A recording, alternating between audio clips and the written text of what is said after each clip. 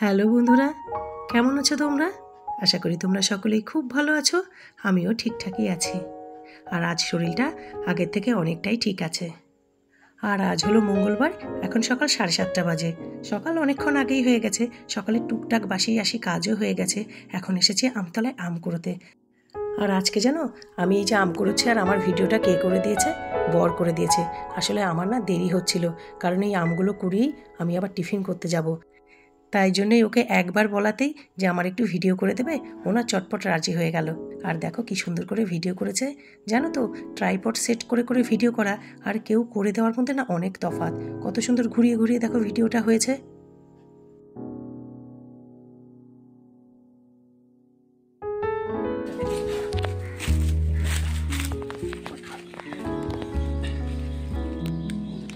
এক ঝুড়ি আম।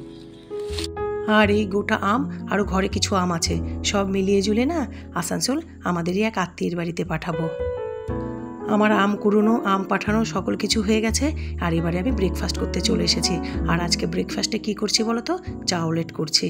আর সেই মতো চাউলেট বানানোর জন্য জানো তো, সেদ্ধ চাউ, 2টো ডিম, পেঁয়াজ কুচি, লঙ্কা কুচি, নুন, গোলমরিচের গুঁড়ো, সামান্য একটু ময়দা, সকল কিছু একসঙ্গে মেখে তারপর ফ্রাই প্যানে অল্প পরিমাণ সাদা তেল দিয়ে সেটাকে ভালো করে গরম করে এই দেখো হাতের সাহায্যে বানিয়ে ফেললাম চাউলেট। আর জানো তো, এই চাউলেটের শেপ দেওয়ার জন্য না প্রথমে হাত দিয়ে করলেই ভালো হয়।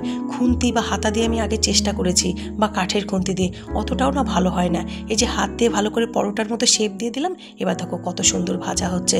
আর গোলগুলো তো হয়েছে বলো, দেখতে সুন্দর লাগছে।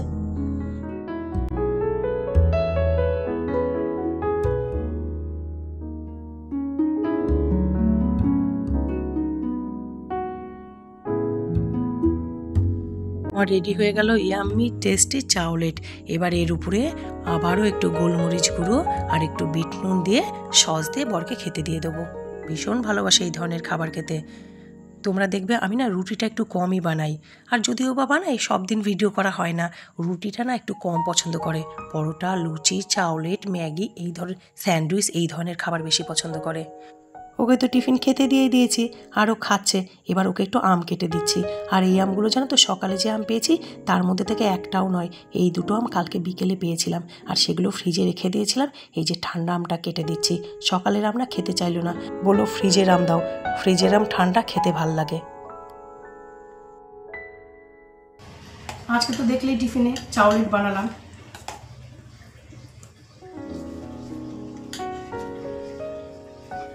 ওটা বানানোর পরও আমি টিফিনে খাচ্ছি দুধ, মুড়ি আর আম। আমার এটা বেশি প্রিয়। সকল কিছু খাই আমি, কিন্তু ভালোবাসি একটু মাছ ভাত, মাংসের ঝোল ভাত, ডিমের ঝোল ভাত, ডাল, একটু ভাজা, ফল, একটু দুধ, একটু মুড়ি। এইটুকু হলে পরে আমার আর দুনিয়ার কিচ্ছু চাই না। জানো তো আমার বরের কী মনে হয়েছে? আমার শরীরটা একটু শুকিয়ে যাচ্ছে, তাই জন্য সুগার মাপতে দিয়েছে। আর আমি না এইসব মাপা ঝোপার ব্যাপারে একদমই নেই। আমি জানি আমার সুগার হয়নি। কী হয়েছে বলো তো? ওই জ্বরটা হয়েছে না, তাই জন্য শরীরটা একটুখানি থকানি হয়ে গেছে। আর যদি সুগার কালকে মাপতে আসবে সুজিত দা, যদি সুগার বেরোয় কী হবে বলো তো? আমার ভাত খাওয়া বেরিয়ে যাবে। আমি ওই টেনশনে আজকে না ভাবছি গোটা কুড়িয়ে আম খেয়ে নিই। যদি বাই চান্স একটু হলেও সুগার আর কি হয়ে যায়, তাহলে তো আর খেতে পারবো না। যদি সুগার হয়, আমি আজকে না মন ভরে এখন আম খাচ্ছি। এমনিতেও আমি খাই, সারাদিন আম খাই। আজকে মানে পুরো আমের উপরেই চলবো ভাবছি। আমার তো সকালে জল খাবার খাওয়া হয়ে গেছে।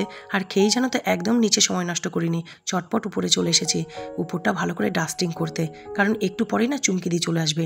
আবার ও আসলে ওর সাথে সাথে একটু থাকতে হয়, তখন এই দিকটা দেরি হয়ে যাবে। আর বেলা হলে যা গরম পড়েছে না, উপরে জানো তো টেকাই যাচ্ছে না।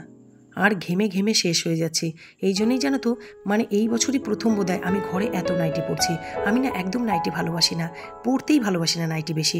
ওই দুপুরে স্নান করে হয়তো তো একটু আধটু পরলাম, আর নইলে রাতে শোয়ার সময়। তাছাড়া আমি তেমন একটা নাইটি পছন্দই করি না। কিন্তু ওই যে গরমে না অন্য কিছু এখন আর গায়ে ছোঁয়াতেই পারছি না, তাই জন্য বাধ্য হয়ে নাইটি পরতেই হচ্ছে। বিশেষ করে সকালের দিকে তো অন্য কিছু পরতেই পারছি না। আবার ঠান্ডা ঠান্ডা পড়ুক, বৃষ্টি হোক, তখন আবার কুর্তি টুর্তিগুলো পরবো। এখনই নাইটি দিয়েই অগত্যা মানে বাধ্য হয়ে চালাচ্ছি। কতদিন পর জানো তো এরকমভাবে দোতলাটা ডিপ ক্লিনিং করছি। যাওয়ার 3-4 দিন আগে করেছিলাম, আর তারপর বাড়িতে এসে ঘর দৌড় এমনি টান টান পরিষ্কার করা, জামা কাপড় গোছানো সকল কিছুই করেছি, কিন্তু এরকম খাটের নিচ টিচ দিয়ে গুছিয়ে পরিষ্কার করে না অনেক দিন পর করছি। আর কেন বলো তো? তার কারণ হলো যতই গরম পড়ুক এবার কিন্তু প্রচুর বৃষ্টি হচ্ছে, আর বৃষ্টি হওয়ার জন্য না রাস্তা থেকে যে পরিমাণ ধুলো আসে সেই পরিমাণ ধুলো এখন আর আসছে না, একটু ধুলোটা কমই হয়েছে। আমার মুখে কি তোমরা এই কিছুদিন ধরে শুনতে পাও ধুলো ধুলো ধুলো? কেন শুনতে পাও না বলো তো? সত্যিই গো, ধুলোটা একটু হলেও কম হয়েছে। সারা বছর ধরে যদি এরকমই বৃষ্টি হতো তাহলে আর আমার আর ধুলো ধুলো করে মাথা খারাপ হতে হতো না। আর তোমাদেরকে একটা জিনিস দেখাই, যেহেতু গোছাচ্ছি জামা কাপড়গুলো তাই জন্য দেখাচ্ছে। এই দেখো, এইটা সেই তোমাদেরকে বলছিলাম না যখন আমাদের নাচের রিহার্সাল চলছিল, যে তাপসে একটা খুব সুন্দর একটা কাপড়ের একটা, এগুলোকে কিছু একটা বলে, হয়তো নাম আছে, যেটা এই মুহূর্তে আমার মাথায় আসছে না, মনে নেই আর কি। তো পরেছিল সাদা রঙের, তো তাপসীকে বলেছিলাম আমি যে আমার জন্য একটা এনে দিবি, তো ও ফ্লিপকার্ট থেকে অনলাইনে অর্ডার দিয়ে দেখো এটা একটা, যে মুখে মাথায় পরে মুখটা ঢেকে তারপর বাইরে যেতে হয়, এতে রোদ্দুর টোদ্দুরগুলো কম লাগে, ট্যান কম পড়ে।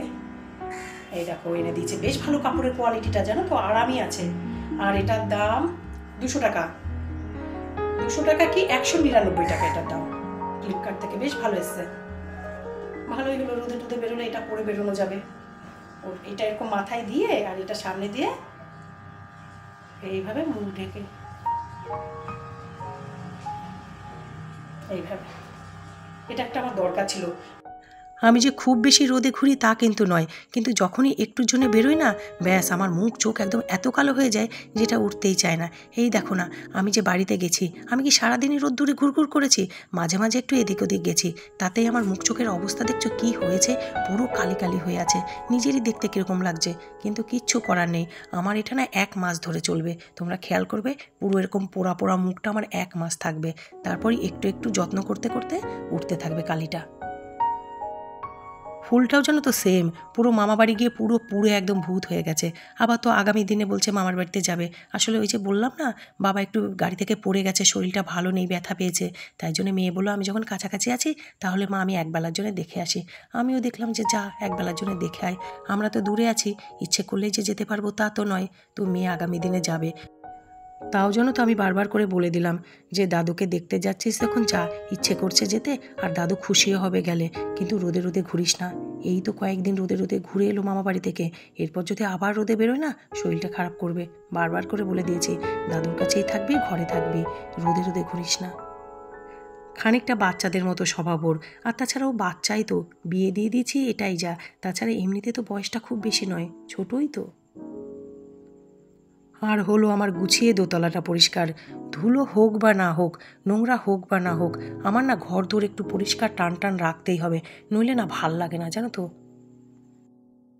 আর এই যে উপরটা আজকে ভালো করে গুছিয়ে পরিষ্কার করে নিলাম, মানে আমি বাবার বাড়ি থেকে আসার পর পুরো বাড়িটা আমার একবার করে সুন্দর করে পরিষ্কার হয়ে গেল।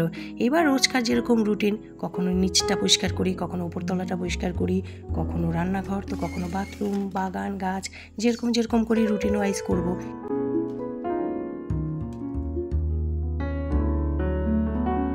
আমার ঘর দোর তো পরিষ্কার করে গুছানো হয়ে গেল, ঝাড়ফাড়ও দিয়ে দিলাম। এবার আজকে মন বলছে একটু নিজের দিকে নজর দিই, নইলে না নিজের চোখ মুখের দিকে আমি নিজেই তাকাতে পারছি না জানো তো, এত খারাপ অবস্থা। এবারে বাড়িতে এসে না একদিনও একটু ব্যাগ বা কিছু লাগাতে পারিনি, এসেই তো জ্বরে পড়ে গেলাম, লাগাবো কি? নিজেরই জানো তো মুখটা দেখতে ভাল লাগছে না, এত খারাপ অবস্থা। আর সকালের দিকের পর এখন অনেকটাই বেলা হয়ে গেছে, আমার রান্না বান্না, রান্নাঘর পরিষ্কার, স্নান সকল কিছু হয়ে গেছে, এবারে খেতে হবে। আর আজকে রান্না হলো, এখানে আলু দিয়ে কাতলা মাছ করেছি,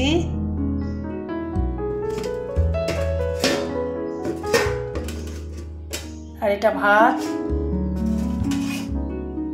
আর এই যে এখানে একটু সবজি দিয়ে বড়ার ঝোল করেছি। আজকে 2 পদই করলাম, আর বেশি কিছু করিনি। আর ডাল করিনি, কালকের ডাল জানো তো রয়ে গেছে বেশ খানিকটা, ওই জন্য আর ডাল করিনি। এখন দুপুরবেলা আমি একা মানুষ তো, আমার হয়ে যাবে এই 2 পদ দিয়ে।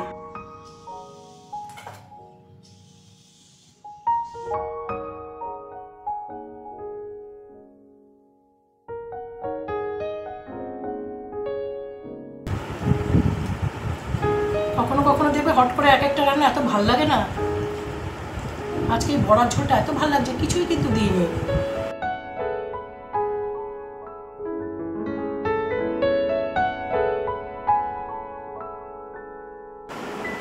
ভাত খাওয়াতে হয়ে গেছে, এইবারে দেখো খাবো আম।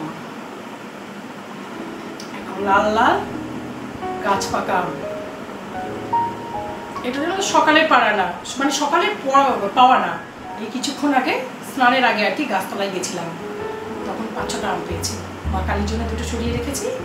আর এই যে সারাদিনই টুকুর টুকুর করে পড়তে থাকে আম। আমি বিভৎস আম খাই, ওই জন্য তো ভাবছি কালকে যদি সুগার টেস্ট হয় না, হয়ে গেছে।